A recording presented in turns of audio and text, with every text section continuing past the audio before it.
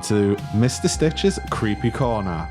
I'm your host, Anthony M. Winston. Actually, no, that's a lie. I am his brother. So welcome anyway. But this week, I floated an idea by Anthony that I'm going to interview him about one of my favourite films that he did that doesn't get a lot of love because it's been overshadowed by The Nurseryman, or Children of Darkwood House as it's known. But it is one of my favourite films that he has done, and that is Unholy from 2015. So before we go, hello, Anthony. Hello, thanks for having me.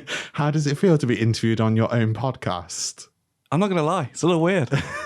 Well, I have a whole bunch of questions for you, which hopefully you're going to be able to answer. Okay. But we will start just by reading the IMDb line for Unholy. So as I say, this is from 2015. So Peter and Margaret Eastwood believe they've purchased their dream home to start their lives together, but this house seems to be hiding something dark and terrifying in every corner. Did you write that? I think I did. Okay. I think I did. I don't know how IMDb actually works. I use it all the time, but do you, as yourself, log in and create the entry for it? So I would have originally written a synopsis, but obviously since companies have taken it on, they may have gone in and rewrote them. I mean, it was so long ago, 2015. Yeah, that's so long. To me, it doesn't seem like it was that long ago. No. But then when I see that, I'm like, oh my God, that's almost 10 years. I think it needs some kind of 10 years special anniversary edition, maybe. Well, some new funny scenes. you should say that. Oh. There might be something next year. Oh, okay. Watch this space. Yes. So as we can see on IMDb, director, Anthony M. Winston, writer, Anthony M. Winston, he says humbly, stars Kelly Goldie? Kelly Gowdy. Yeah. Very sorry, Kelly, if you're listening to this. Simon Cruddington. Oh, God, I'm doing really that bad. Cruddington, sorry. Jen Day, did I get that one You right? got that right, yep. So this is one of my favourite films that Anthony has done. It's also known as the Ashcroft entity on some things where you can purchase it. But yes, it is actually called Unholy. But it's one of my favourite films he did. And in my head, it's sort of like the first big film that you did, and I don't know if that is the case because I know you've done obviously a lot of stuff before that. Yeah. But in my head, it's sort of like the first major, almost like motion picture that you did. And from the first time I watched it, I absolutely loved this film, and I had no part in kind of the making of. I was never there on set day. I didn't see anything. Whereas Children of Darkwood House, I did go to the house and me and Nick were there for a couple of things. So I did see some bits on that one. Yeah. But this one, I saw nothing about it, but it is a film that I absolutely love. And I do watch it every year. I have watched it today just to kind of refresh some stuff in my memory because normally it's around my Halloween film. So I have refreshed it in my head today, but I know you've not watched it for a while. No.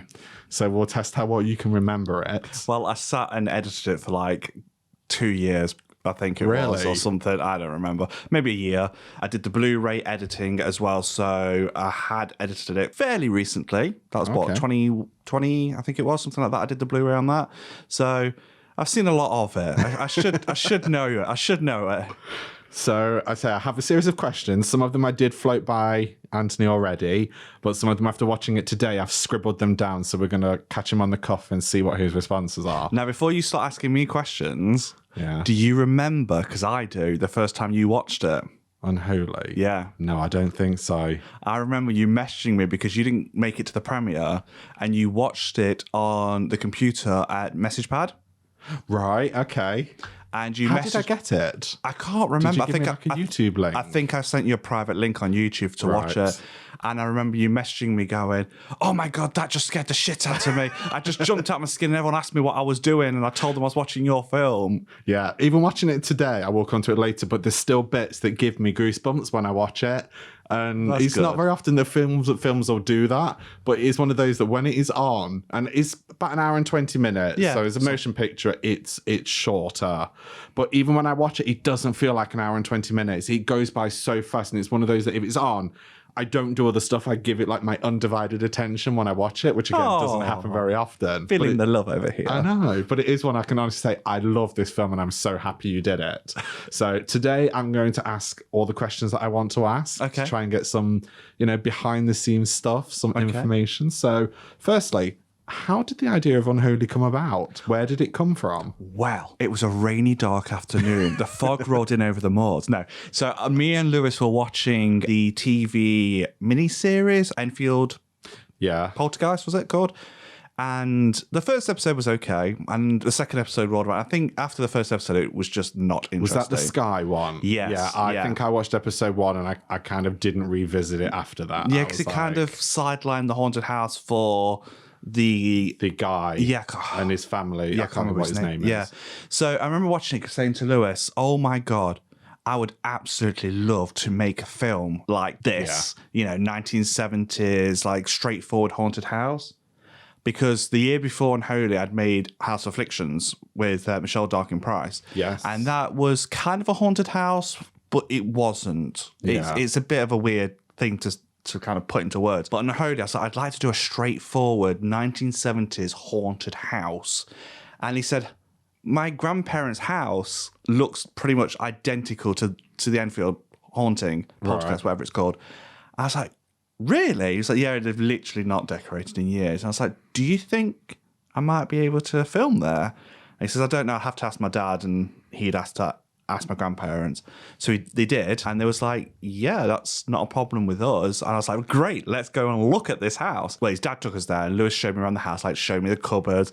I spotted the vacuum cleaner, the Hoover vacuum that's used. That was in a cupboard. And I was like, got to use that. That's an amazing vacuum cleaner. And so I went away and started writing. And as I was writing, Kelly kind of got in contact with me, and she was looking to get back into acting because she hadn't really worked with me since Mens Rea, which never got finished. Before that, obviously, she was in A Short and then Divided. Yeah. And so I was like, well, I'm working on this film at the moment. And she was really, really keen on it. And yeah, so we needed a husband, Peter. And so I actually held auditions. I remember me and Kelly behind a little desk in what was my studio in the centre of Nottingham, and I had a sign on the door saying auditions in progress, so people knew where to come. Oh wow, like proper. Yeah, I felt like the big wig doing this. I remember getting like abuse from what they called a union actor. Right. Because as I was waiting for an actor to turn up, I opened the door to look at, and this guy walked by and went, "What's this?" I was like, oh, I'm just holding a few auditions. He went, and through what are you holding the auditions through? And I was like, it was on Facebook. And he went, oh, well, I guess just screw the people that are in the union then. And walked off. And I was like, okay, never mind. All right, sorry. Yeah. So Simon came, and I think Simon at Crudgington was one of the first people that me and Kelly auditioned. Right. And immediately Kelly looked at me like with giddy eyes, and she was like, can I say it? I think we have our Peter. I was like, do we not need to discuss this first? And like Sam was in front of us, and she was like, I think we have our Peter. I was like, Simon, I think you're Peter. Cool. That's my next question, is how did the cast come about? But in terms of the story, how did it flow really easy, or did you struggle to put it together? Or was it something that like you just sat down and it just came out? It's like it's been in there for ages. It was like bursting out of you.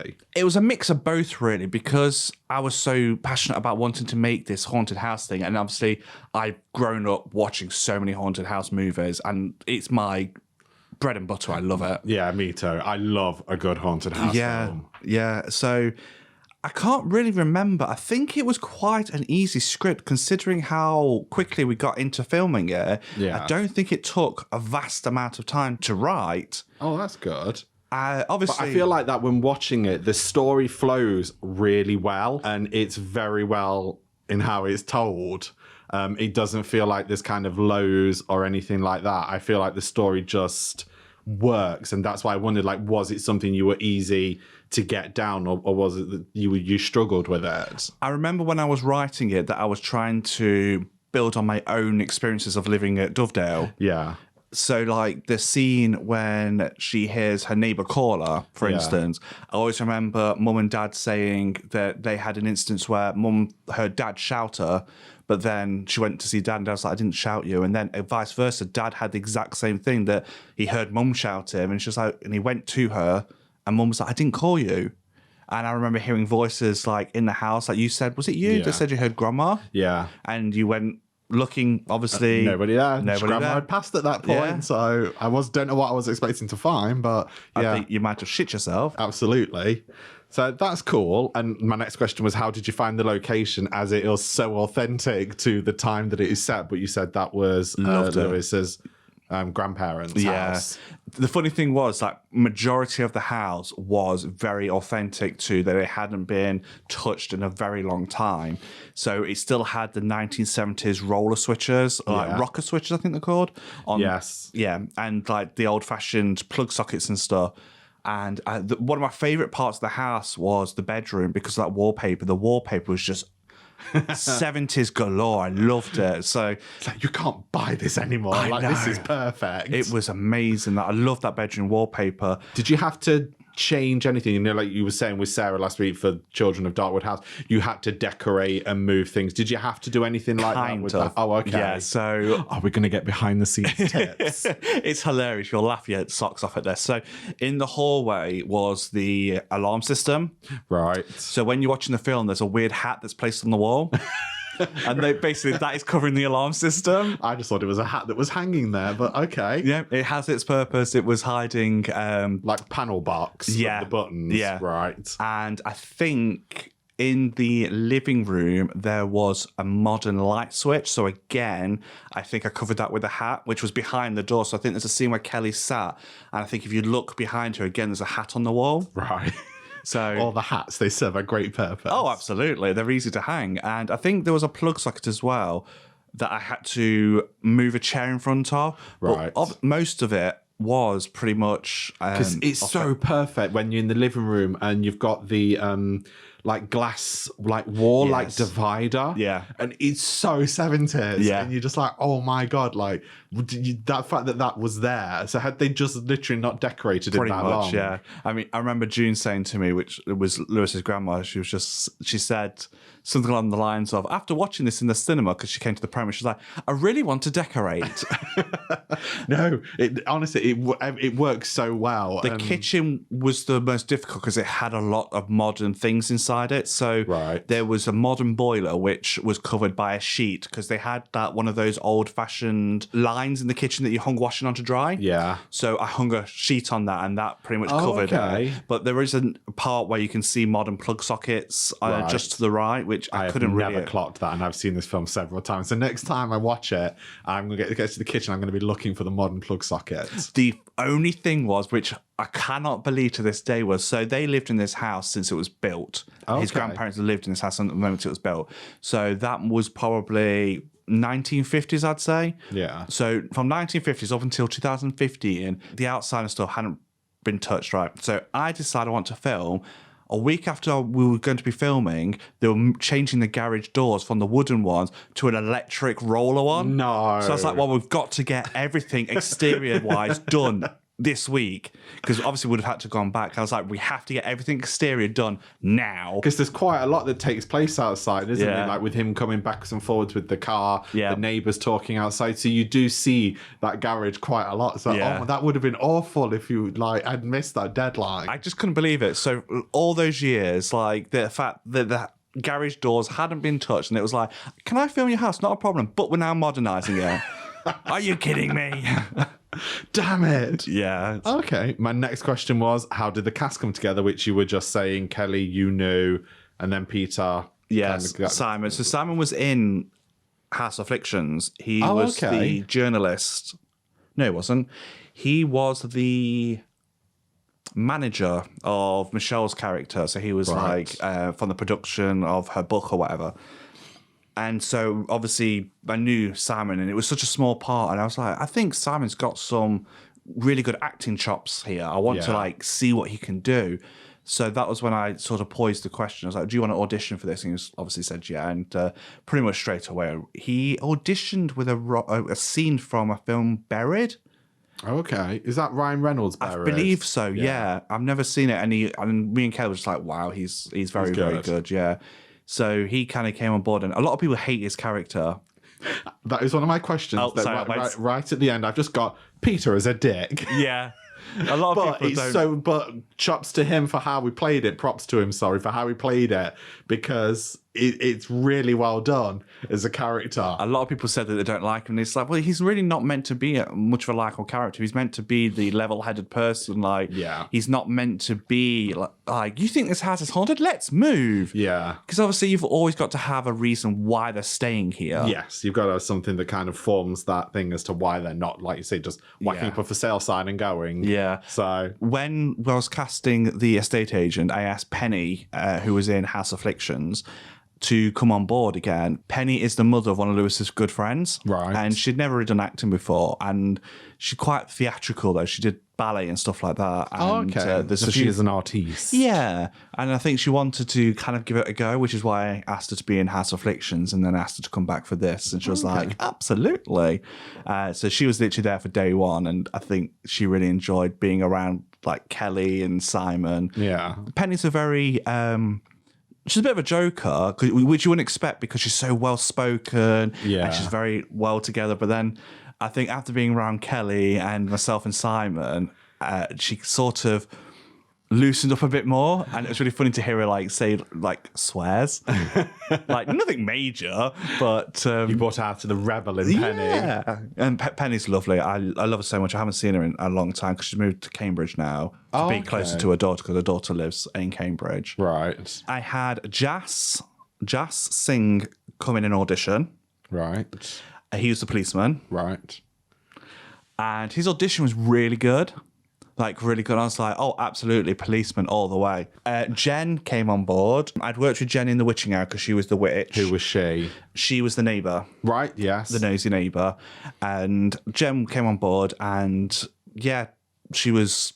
I can't remember, did she audition or just... I just asked her and she was like, yeah, I'll be up for it. And then we got Naomi, which was her daughter. Abigail. Yeah, Abigail.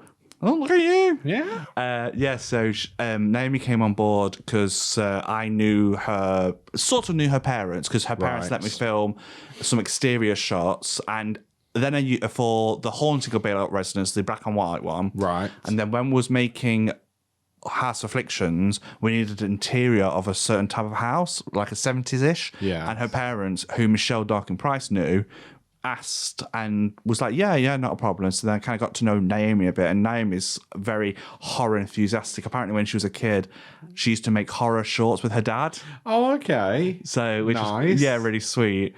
And then we got Michael Mayunda. I apologize, Michael, if I pronounced your name wrong. He was the journalist. The journalist, yes. He auditioned. I don't think I'd worked with Michael before this. And yeah, he came in. And again, Michael's such a good actor. Yeah. Like, I've seen his other work and he's such a good actor. Like, because I wanted him to be the lead in Beldam, but that sort of like fell to the wayside now. But he came in and yeah, he did audition at the studio. And immediately I was just like, yeah, I want you to be the journalist in this. And yeah, he was very, very good. And then... Because there was one that plays Kelly's best friend who stays in the house. Yes, Cora. Right. Cora. So Cora is the girlfriend of Craig Canning. Right. Who was in Event of the Year and I've used him on other stuff. Yeah. And yeah, so Cora Venman, yeah. He told Cora to audition. He was like, go. Apparently he said to go, it'll be fun. Just go and enjoy yourself. So she came along and auditioned. I was like, yeah, I like you. I think you'll be good as the best friend. Yeah. So she's pretty much like a dead set with coming on to being the best friend. And her and Kelly bounced off each other so well, even before filming. Oh, okay. Like they seem to have a nice chemistry on screen. So yes. If that translates off screen if that's off screen as well, it translates well to the film because it does come across like that. Yeah, they were very friendly. Katie. Again, I'd worked with Katie a couple times. She was in The Witching Hour, and then she was the medium. Right. Not an extra large. No. I would crack that joke. Yeah. So she came, because I worked with Katie in The Witching Hour and House Afflictions, and I liked Katie. I got on well with Katie. And yeah, so I asked her to come on board, and she played the medium. And then we had Khan. I think Khan auditioned, I believe. It was Khan. Khan was her sidekick. The assistant with like the video camera. Yes. Yeah. Okay. So Khan came on board and... what an interesting name, Khan. Yeah, Khan Truscott, his name was. I believe it's like Irish or Welsh or something, I believe. Carn. Just found him. Okay. Yeah, apparently, I think he said his parents were very like nouveau sort of, you know. And I think he said it was something to do with like babbling brooks or something. It meant. Oh, okay. Yeah. Right. So and then we had for the original ending we had Brian Woodward, and again I worked with Brian before, and Brian's because he's on the Blu-ray deleted scene, isn't he? The original ending. Yeah. So Brian has always been typecast as the rough man. Right. And I wanted to give him an opportunity to see what he could do as someone that's, you know, a priest, Yeah. It's completely polar opposite. So I asked him to come in and do that. Unfortunately, obviously, we ended up reshooting the ending. It wasn't anything Brian did. Brian did fine in the role. I just felt the ending just didn't mesh well. For that. Okay. But I think that about rounds out the cast, wasn't it? Everybody, and obviously June, which Lewis's grandma. We'll come to her in a bit because I have a section dedicated to her. But if you've seen the film, she's the old lady that is unable to enter the house. Yes. Who Kelly talks to. Yes. But yes. My question, so we'll move on a bit now to sort of the actual film itself. Yep. The opening, who did the voiceover?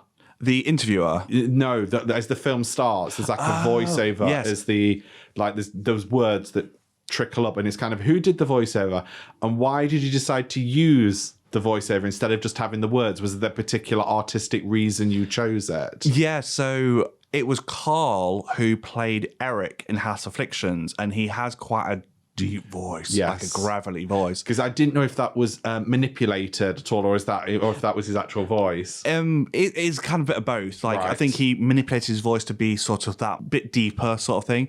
And I had the voiceover because of films of the 70s had things like that. Yeah. So, like the Texas Chainsaw Massacre, for instance. Yeah, I wonder if it was a nod to sort of like the genre and the time as to why you went with it. Yeah.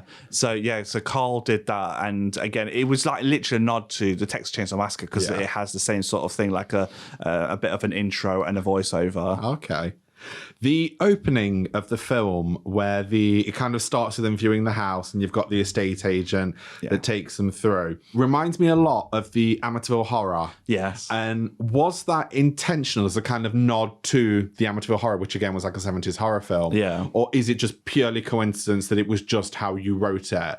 But to me, watching it today, there's a lot of similar vibes that run between them. Not that I'm saying you're copying it at all. It works really well as you watch it, and that's kind of like it just made me think, oh, that's very much like the Never a Horror. Copy.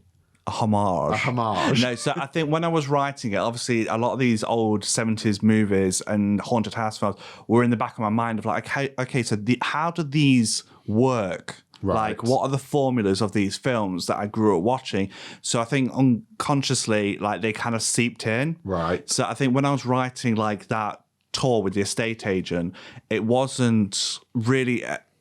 It wasn't meant to be a homage to the Amityville, but watching it back from like fresh eyes, you go, oh, okay, I see where that kind of came from in my head. Yeah, I like it. And I like the fact it kind of gives that little nod to this other haunted house film. I liked that. And I was kind of like, oh, okay, that's nice. And can we just say, she's not a very nice estate agent because she knew there was something wrong from the beginning and didn't say anything. Clearly she was just money obsessed. She needed the commission to unload this house. Yes. Absolutely. So, let's hope she steps on Lego. Or an upturned plug. Or an upturned plug, yes, or both. So, yeah, okay. And we can't talk about the film and not talk about the special effects that are in it. So the special effects are so good in this film. And for saying that, I mean, do you know how much you made it for? Like, did it cost you anything? Like, how much? Gosh, like... Or was it like pennies on the pound sort of thing? I want to say maybe it was like £500 to £600. Which is crazy when you look at it. Yeah, there literally wasn't much in the way of budget at all. Like, we bought the costumes. Nice people offering their time and being genuinely decent human beings, which you don't see very often. So because of you do look out with people like that, because you and Sarah mentioned that last week talking about the Children of Darkwood House, that it was a love letter to people that just wanted to be in it and had this kind of enthusiasm. So you really do seem to attract those kind of people to your films. I think a lot of people are afraid to ask. Yes. And I feel in my filmmaking journey, I've looked at a lot because I'm not afraid to ask. Yeah. Like, you know, and you'll find that if you meet the right people, they're often very friendly and willing to help. Yeah. Just for a young person that wants to do something instead of just sitting in their room playing PlayStation. Nothing wrong with that. I'm not slaying anyone. But a lot of people, especially older people, seem drawn to younger people actually doing something, wanting to be creative. Yeah. And I think I found that I have been very lucky with that. And I've said to other filmmakers, don't be afraid to ask. If you see a location and you think, oh, that'd be great, go and ask. Yeah. What's the worst someone can say is no. Literally. And I know a filmmaker that like did a GoFundMe, and a couple of grand of it was spent on a location. I was like, well, did you ask? He went, I just went in with money to ask them. I was like, you should have asked. Yeah. And you'll find that they might not be able to accommodate the hours completely that you want, but you can make it work if it's free. Okay.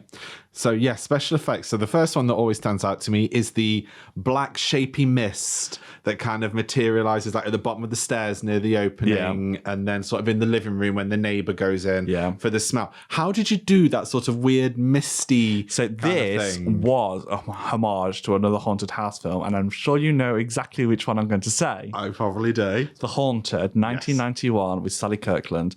So that always... Such a good film. Like, look it up. Made for TV movie. It's brilliant. The Lost Conjuring film is what people call it. Yes. So that always freaked me out as a kid, and I wanted the entity in the house to be sort of subhuman. It's not really a ghost as such. Something has been there a while. So I wanted to sort of pay homage to that in that way of like, okay, this is something that creeped me out a lot as a child. Like, it's not really formed, but there is a slight form to it. Yeah. So I think I made it in After Effects. I made a silhouette and then manipulated it with a plugin. Oh, but the annoying thing is I lost the original file that I created with that effect. Oh, no. So then when I had to finalize the movie, I couldn't replicate the effect. And I don't know why. When I do it got lost to the vaults, people. It gone. It did. Oh, no. Because it comes across so well on the film, and it literally looks like, I don't mean to be rude, a proper special effect. But like you just said, you had no budget. Yeah. So you've obviously not paid a company to create this for you. But it comes across really well. So that's what I was like, how did he do that? There's probably a slight side of me for being cheap and obviously not having the budget to pay people. But sometimes I will go on Fiverr and I'll ask someone like how much to do this effect, and they'll come back with something ridiculous like £500 for this 2-second clip. And I'm like, God. Let me have a go. I think I might be able to do this, actually. It will take me 4 times as long, but I'll get there in the end. I'll save myself £500. Yeah. So, yeah. Okay. So After Effects. Yes. And a lot of patience. Yes, a lot of patience. The floor when she's running out of the house and she kind of disappears like into disgusting black sludgy thing. How did you do that? What was it? Because I can't imagine you ripped up like Lewis's grandma's floor. So I wanted something epic to happen to Kelly at this scene. So Lee Tracy, my father-in-law, who became an executive producer, because I mean, this is the first time that Lee saw me in action. Yeah. Because obviously it was his parents' house. And he got really involved in Unholy. And so what he did is he built this structure out of wood. And in the middle of it was this blue polythene bag that we then filled. But on top of it was polystyrene and then lining paper, which he then spray painted and like made specks on it to make it kind of look a bit roughed up. The only thing is that when it breaks, you can see the whites of the polystyrene rather than being dark like concrete. Right. I wish we had submerged it and like tried to make it absorb paint or whatever. Or something. Yeah. Okay. But yeah, And who kind of jumps out? Because there's like an arm that comes out and grabs it. Who did that? Who was that? That was Simon.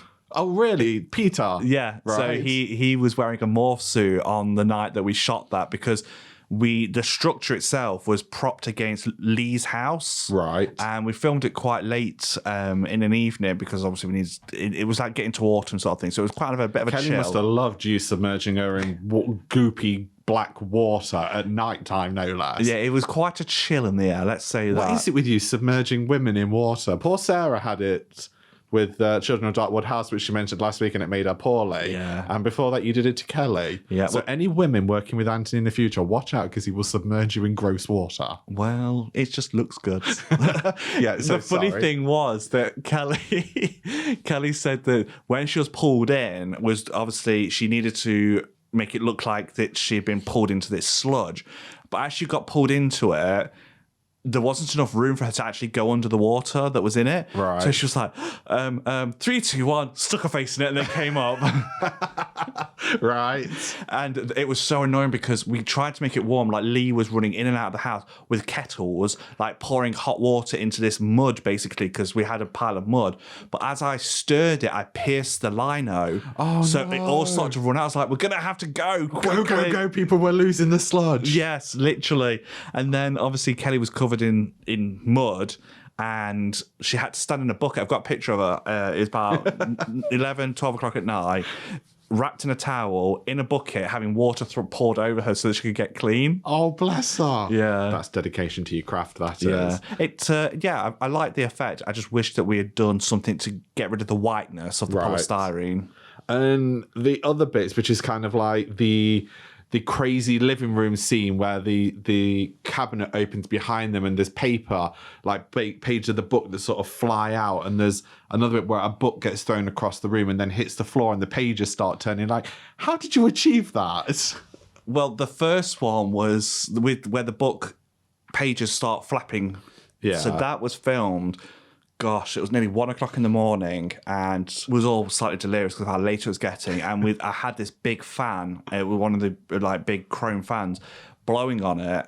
It's basically to flip the pages and like trying to get it just right. But the funny thing was with the cupboard opening and all the pages. So Lee was hiding behind the chair with a big leaf blower. Oh, really? Right. Yeah. So he basically was just off camera with his finger poised on the cabinet door because it was very thin wood, and literally like flipped open, on went the leaf blower, and it blew all the paper out. But we shot that quite a few times with different instruments to try and get the desired effect, but the leaf blower just did it so It looks so good. Like, you'd never think that was just a leaf blower, because just how the pages fly out and the way that they sort of move around the room when it's happening, it's so effective. And I was just like, how did he do this? Another funny outtake was that when we reshot this ending, Kelly was wearing a wig because she dyed her hair, and when the leaf blower was blowing all the pages around, I was doing Kelly's shot, and the leaf blower was blowing the pages around it. It blew a wig off. No way. Yeah. She's like, whoopsie. Oh, I love that.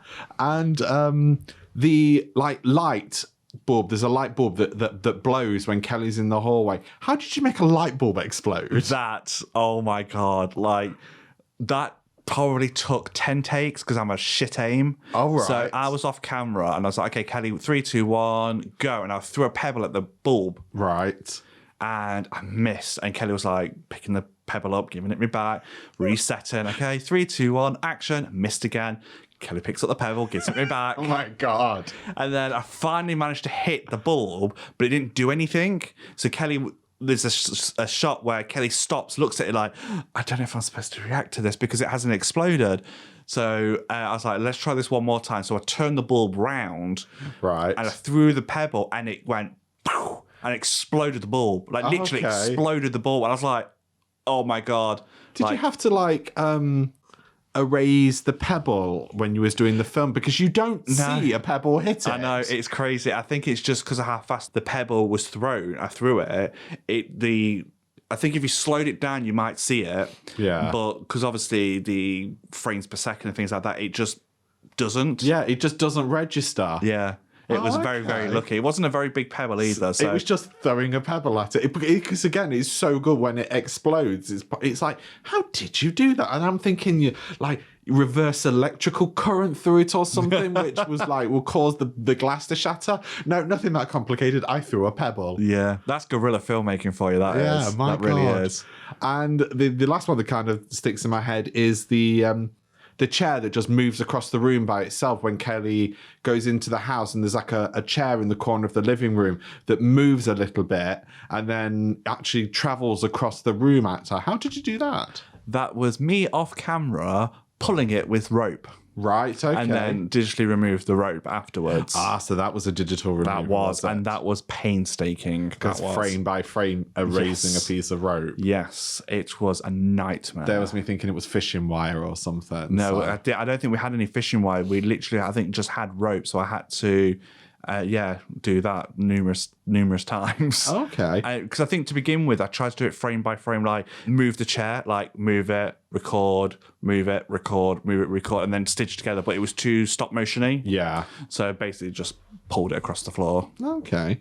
And while we're talking about items around, the props in this film, where did you find them? Like there's the little cassette player where Kelly's hoovering up, she turns on a cassette player. Yeah. And it's such an old cassette player. I'm like, where would you even find that nowadays? And there's a copy of Women's Weekly that's there that looks, I don't know if it is because I couldn't see a date, but it looks authentic to the time. Yeah, I bought it off eBay. The tape record, I'm trying to think now, whether or not I purchased that or Lee lent it me because he found it in the attic. I can't remember which way around that was now. Women's Weekly, I bought off eBay, and I had to make sure, obviously, it was the right year that the film was set.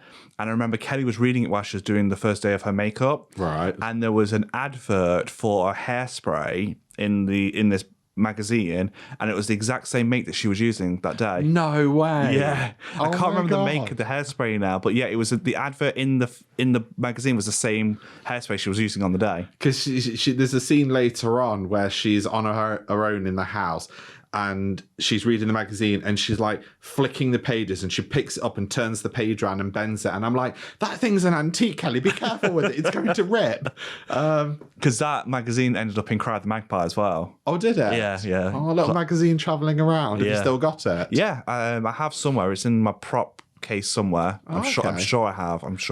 My other one I had was the vacuum cleaner, but you mentioned that Lewis's grandparents actually had that. They owned that, did they? Yeah. Because that takes me back, that vacuum cleaner does. I'm like, I remember seeing those when I was a kid. Yeah, actually by Hoover as well. Yeah, that's crazy. And the car, this posh car that Peter gets to go to and from, where did you get that from? Well, that's actually a really funny story because Lee was at a garage near where he lived in Leicester, and this guy turned up with this vintage car. And Lee just got talking to him, and because that was one of the things I kept saying to Lee, was like, we need to find someone with a vintage car.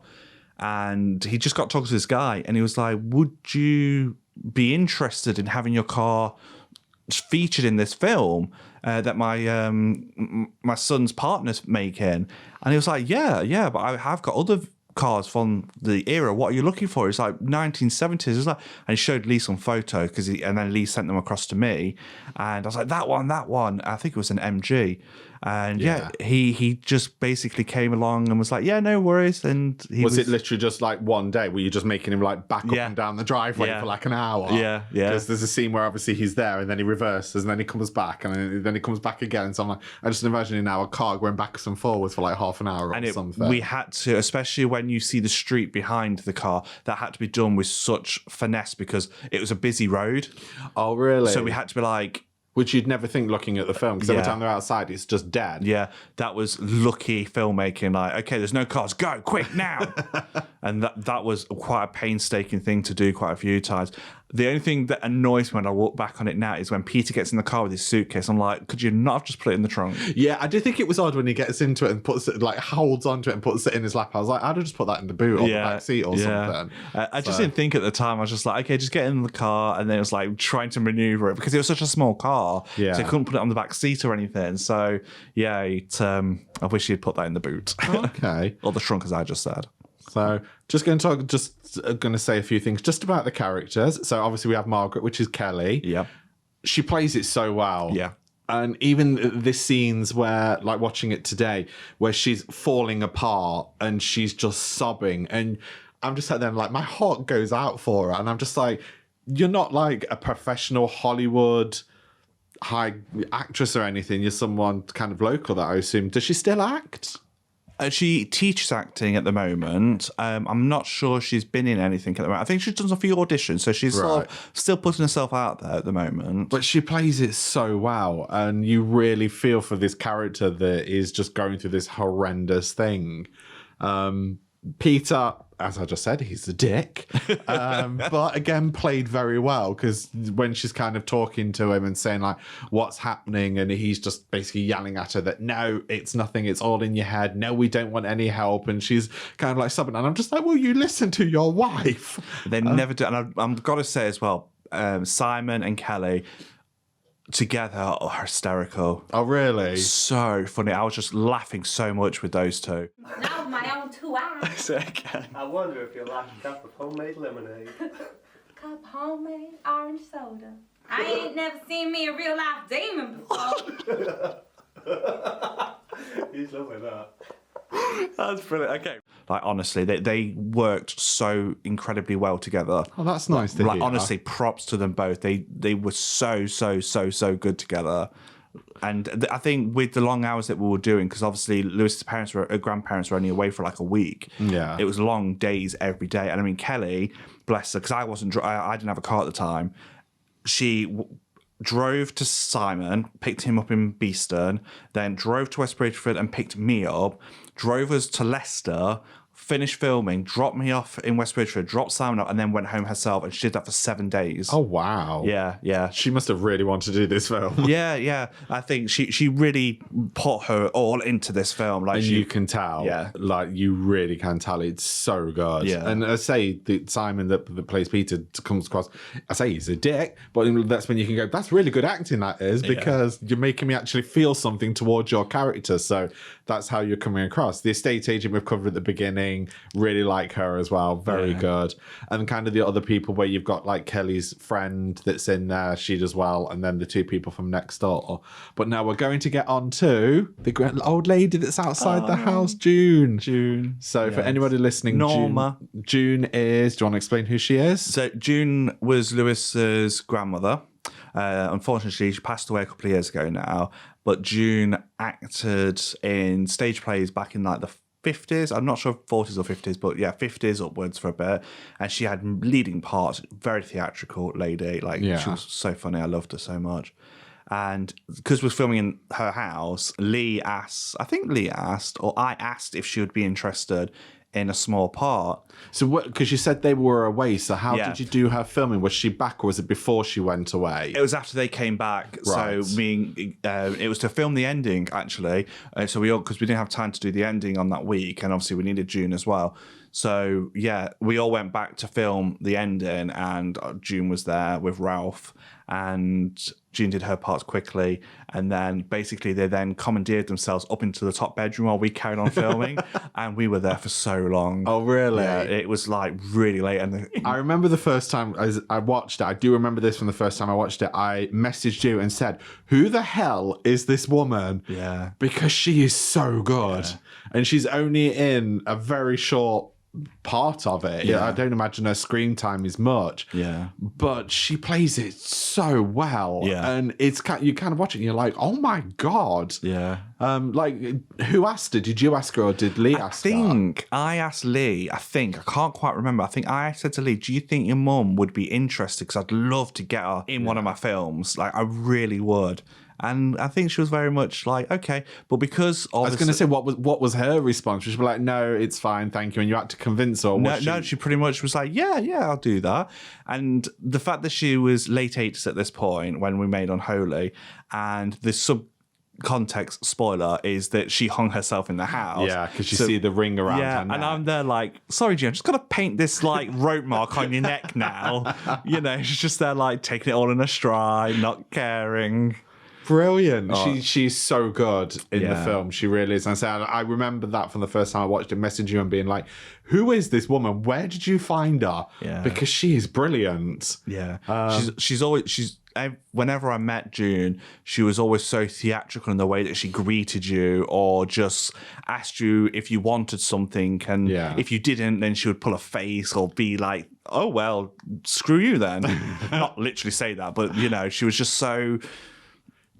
Yeah, like she was so full of vibe, beans, Yeah. whatever like you want to say. She was very, very nice. Did she see the film? Yes, she came to the premiere. Oh, did she? Yeah, she came to the premiere. She couldn't hear it very well. Yeah. Because, like I said, she was quite deaf. So she watched it again at home with subtitles. And I think I printed off a script as well, so she was able to read the script at the same time. So she could. Oh, okay. Because I don't think she read the script beforehand.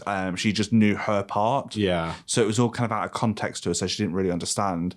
But yeah, And she kind of got it all to see it come together. yeah. Oh, that's so cool. And it's so nice that she actually is now, she's forever now immortalized in this film. Yes, yeah. So that's it. Yeah. She is now that permanently out there for people to discover. Yeah. And just be like, who is this amazing Well, woman? someone watched, was it Unholy?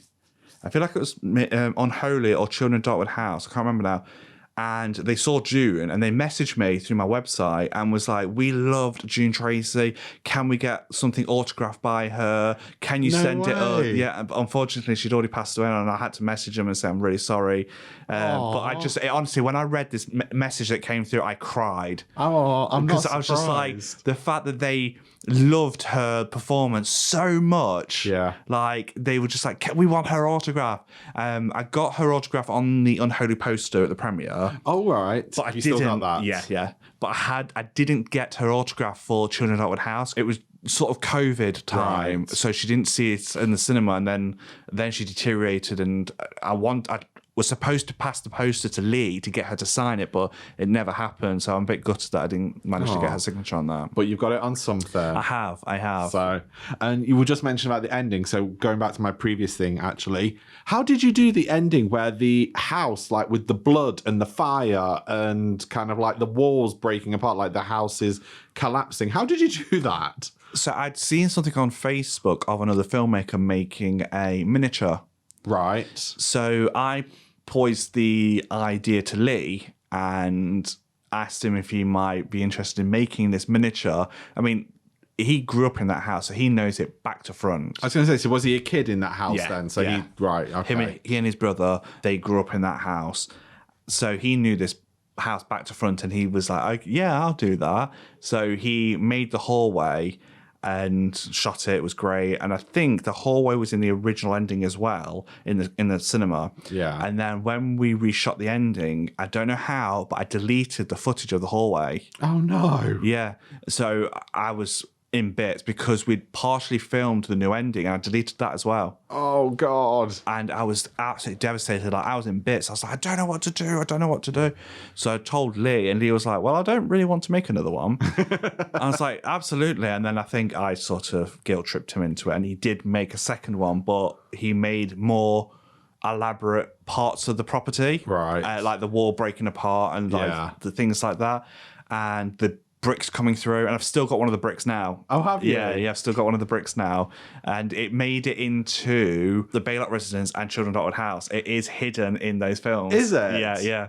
Lee, Okay, I need to find this. yeah, Lee passed it to me on the first day of filming the Baylock Residence, and I left it in the Baylock Residence. You'll never spot it. And then again, I left it in the nursery in Children of Darkwood House. So that you Wow. could see it, but yeah. So then Lee remade it, and it was on a slightly bigger scale as well. It looks very good. He did a fantastic job, like absolutely marvelous job with what he created. Like honestly, it was so good. I was blown away. Like I've got pictures of him like leaning inside of it, like putting like the candles together and like the doors and That's stuff so like that. cool. You need to put them up when you do the video. Yeah. So, coming to this one, were there any scenes that you shot that didn't make it into the film, or were there any scripted parts that you never shot just because you were like in the script, I decided you didn't want it anymore? I'm not sure. I don't think there was. I think everything that was shot was scripted. I don't think there was anything that was left like on the cutting room floor. And everything you shot, you used. Pretty much, There's yeah. No, like deleted scenes. There's I think a couple of deleted scenes, I believe, but one of them was something that me and Kelly shot like quite a bit afterwards anyway. And I liked it, but I was just like, it doesn't really fit. Like we tried it, but it didn't really work. So, but yeah, I don't think anything. I'm just trying to think now off the top of my head. I'm pretty sure everything that was shot is in the film. Okay. And obviously, as I say, you've done other films we've mentioned since then, so which have been a lot grander in scale, and your skills have improved as you've obviously filmed more. So if you were to make Unholy now, is there anything that you would change, or anything you're looking at just being like, I don't like the way that was. If I was to make this film now, I would do this, or I would change this? Yeah, good question. It's not something I've really thought massively on. No, I always feel like Unholy is the really poor relation. It kind of is, because it's very, not grungy, but it's very low budgety compared. Is it Grindhouse kind of film? No, I wouldn't say Grindhouse is normally gore. Oh, okay. So ignore me then. That shows what I know about films. So I don't know. I'd say it's very indie, low budget, Right. absolutely, and maybe a few costume choices I would potentially would change. Yeah. And a few camera angles, maybe, but on the whole of it, like I would say, No, you're happy. it'd probably stay the same. I really do think so. Okay. Maybe I'm just thinking now. I'd put Peter's suitcase in the boot. Yeah. That definitely, 100%. Get to the car, Peter, put it in the boot. Don't Yes. hold it on your lap. Yes. One person, oh my God, I can't believe it. Some person left a comment of watching it saying they knew the film was going to be shit because Kelly hoovers in her heels, in her boots. Really? And I was like, Really? that would put you off that much, the fact that she's wearing her boots. Okay. Whatever. Some people are just like, get off the internet, go away. I mean, if it was constructive, like her outfit wasn't right, or I saw a flat screen TV Yeah. that wasn't correct. But she's wearing boots in a 1970s film, but actually they weren't made until 1991. And you're like, oh, okay, sorry. Yeah. I remember Kelly loved those boots when she first put them on. I hated them by the time it was finished.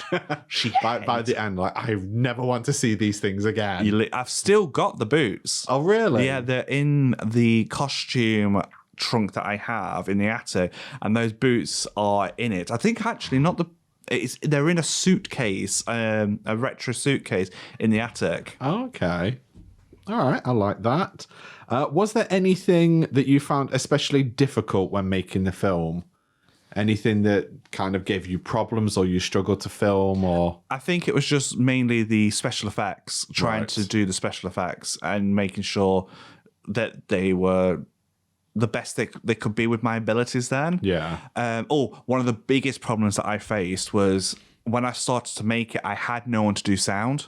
Right. So I was having to try and dolly the camera on this dolly track that Lee made for me across, like, do you know the part where they first walk into the living room at the beginning with the estate agent and the camera pans from left to right as they enter? I was literally panning the camera whilst holding a boom mic at the same time. Oh, God. Yeah, and then if Jack of all trades. oh my God, it was infuriating to do, because when you got someone just on sound, it frees you up so much. Like, you can maneuver more, because obviously I had to put headphones on, I had to record, had to hold the boom, and then once we cut, it was like, okay, I need to dethrone all of this. I need to move all the camera, and then I have to reset all that up. I have to reset the shot up, and then re-mic myself up for the boom, and it just made everything twice as long.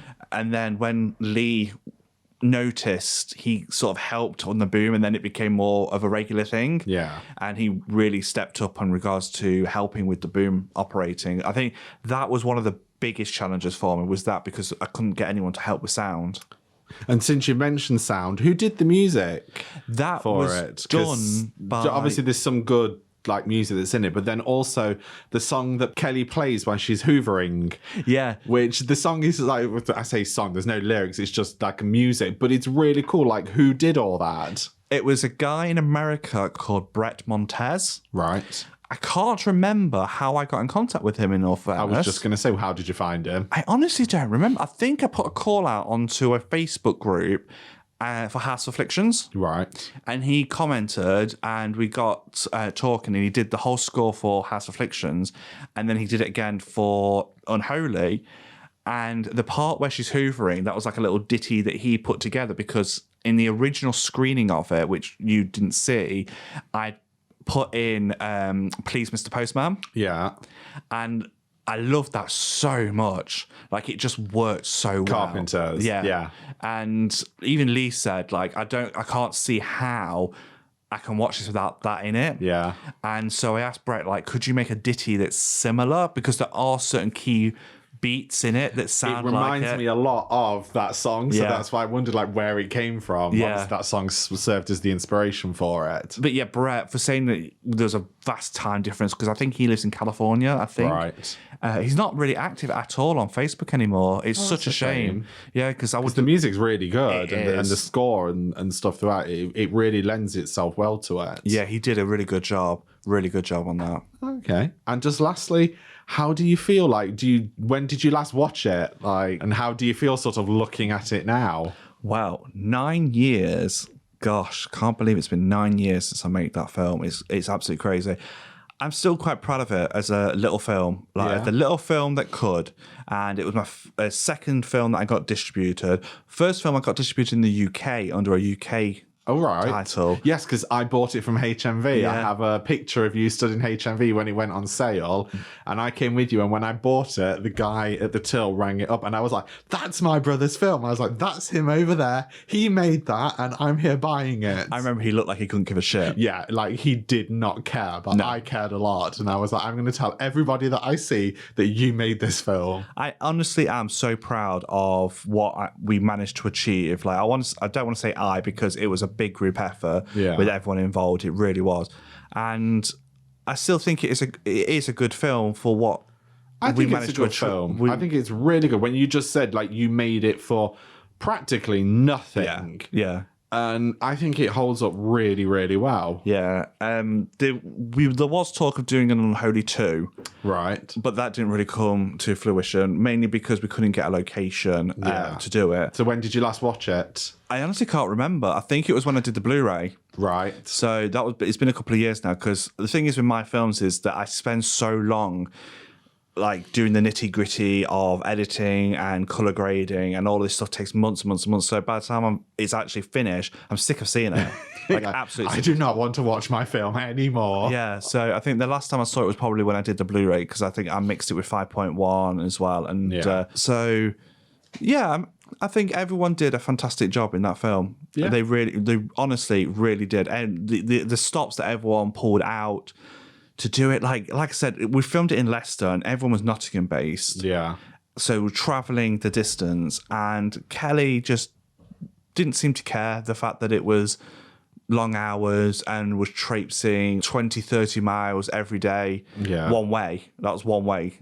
And, getting on with it. She didn't mind being drenched with water at midnight and covered in mud. No. Didn't really have anything bad to say on set. She just got on and had a laugh. I think the longest one was I want to use air quotes on this, the party scene. Right. Like the birthday sort of thing. That one, because Jen had to go back to Nottingham to do a play rehearsal, so we had to stop filming.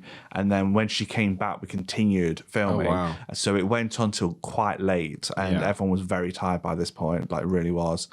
And like big shout to like Lee for his help. So I remember him saying to me, like, "What do you have to do to get your names in the credits?" Because he was there first day to let us in, and he bought a load of drinks and food and stuff for like snacks and stuff. And then I remember him saying, like, "What do you have to do to be in it?" I was like, "Well, you could be an executive producer, so that's normally people that put money into it." And he came back that evening and was like, "Well, here's some money." I mean, by standards, not a vast amount of money. I think it was maybe like 100, 150 pounds, I think it was. Yeah. But for me, it was like he just handed £1 million to me. Yeah. Because it meant I could pay the actors the expenses. Yeah. And honestly, it was such a big relief. And he was there with like the new ending, and just throughout numerous things, just helping, like keeping his parents at bay when we had to do like when was overshooting. Because when we remade the ending, he took his parents to his house, and Leslie looked after his parents whilst he came to help with us. So like they kept us entertained. They were entertained at his house, and we were there because, bless them, we didn't want the same sort of thing to happen where we kept them up. Yeah. But they were so nice, because I remember saying to them, "I'm so sorry it's taking longer than expected." And they were like, "It's fine, don't worry about it. You do what you need to do." Oh, that's really nice. Yeah, it was really sweet. Okay. I think that's everything. The kind of questions that I had, and I feel like I have a thorough behind the scenes look as to what happened. The one thing that I remember when was making it was that I wanted a different name. Oh, okay. Which is why it kind of got the Ashcroft entity for the American audiences, because obviously it's a nobody film. I wanted a name that would be searchable. Right. So if someone was to search the Ashcroft entity, they were going to find the Ashcroft entity. Yeah. You type Unholy, you're going to find endless stuff to do with different films called Unholy, or just like definitions and pictures, but everyone really liked the title Unholy. Yeah. So that's why it ended up with that title. But yeah, when I went on to Wild Eye to do a distribution as well, they wanted to change the name. And I was like, well, I've got a perfect name. And he really liked that. So the Ashcroft entity was your idea? Yeah. Oh, okay. Yeah. They were throwing some ideas around, and I was just like, it doesn't quite work with what I had in mind.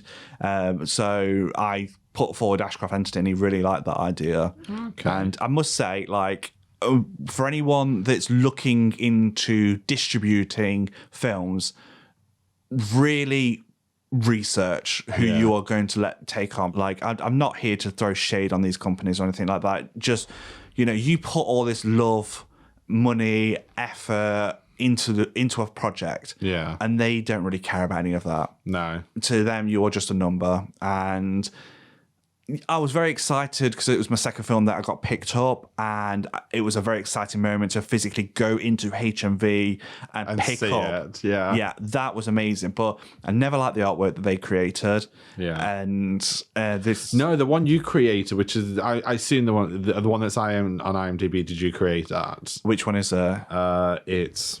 Oh, sorry if you just heard that. I dropped my laptop. Yes, I created that. So, and then you did a different one, didn't you, for the Blu-ray, which I bought from you. So the cover that High Flyers did for me, I just hated it. It just didn't represent the film. I think to begin with, there was a girl, a ghostly apparition or of a man or something going up the stairs, and I was like, I don't see how this has anything to do with Unholy.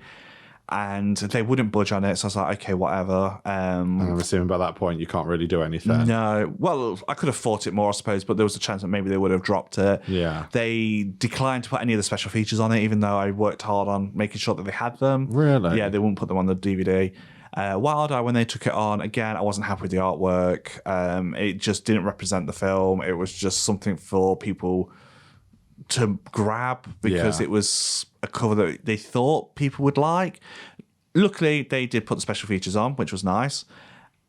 But yeah, it's just these companies, they seem to think they know what people want on the covers. Yeah. And it's like, as a filmmaker and a film lover, I feel I know a bit more than some people in an office. Yeah, like, I know what's going to sell. Yeah, it's your thing, isn't it? So if either of those covers were on a film that I was looking at in HMV, I'd be like, they're a bargain bin film. Yeah. I mean, by all intents and purposes, Unholy is a bargain bin film. It's not. I will defend it. But they have those covers that you would probably find for 50p in a bargain bin somewhere. And that's when you're first putting it out there, that's not what you want. No, you want something that screams sort of high class and whatnot, something that's better. What people feel when they get home and they watch that, like they've been duped into buying this film, is beyond the point. But you've got the cash in the register, the film's out there, people are actually watching it. Yeah. So yeah, it's just a slight warning for anyone that, does want to distribute their films through companies. Just please be wary of who you let take it on, because once they get it, they don't care. Yeah. Good advice. Yeah. Good It's advice. just my little 2 cents, because I've been through the ringer with these companies now for nearly 10 years. So, okay. I think that's everything from my side. Anything you would like to add before we finish? This has probably gone on very long. No, I think we're about on target. Oh, are we? Yeah. Oh, okay. I thought we'd well shot over it. No, not yet. So thank you very much for letting me hijack your podcast today. No, it was nice. It was nice to just sort of be interviewed and just take myself down memory lane and talk about something that I absolutely love. Yeah. And I am so proud of this little film that you put together. the little film that could. The little film that could. It will always hold legs for me, and I tell people about it quite frequently. And if anyone that's listening knows of a property that is 1970s, decorated, hasn't been touched in many, many years, please do get in touch and let me know, because I am raring to do another film similar to Unholy. Which I am all for, because I absolutely love it. It's just, I just love haunted house films. Yeah. So they're just also, like, say, something we grew up on. Yeah. So the fact that you did this, and it has so many of those elements of just the typical haunted house film, and I just absolutely love it. And I say, even watching it today, it gives me goosebumps to certain bits when I'm watching it, and it just makes your skin prickle, and you're just kind of like, oh god, that's really creepy. I don't like it, but I do like it. So thank you very much for people that have been with us and listened to this. And if you have any questions, please post them in the comments. And regular scheduled programming will resume on the next podcast, where Anthony will take his role back. Maybe not. But for now, I'd just like to say thank you for letting me hijack Anthony, and it's been a pleasure. And if you would like to sign off to anybody listening. Okay, well, thank you very much for taking the reins on this episode, Craig. It's very much appreciated. And thank you everyone for listening to another episode of Mr. Stitch Films Creepy Corner. And if you'd like to give us a subscribe and like, just to keep the darkness alive. And until next time, stay creepy.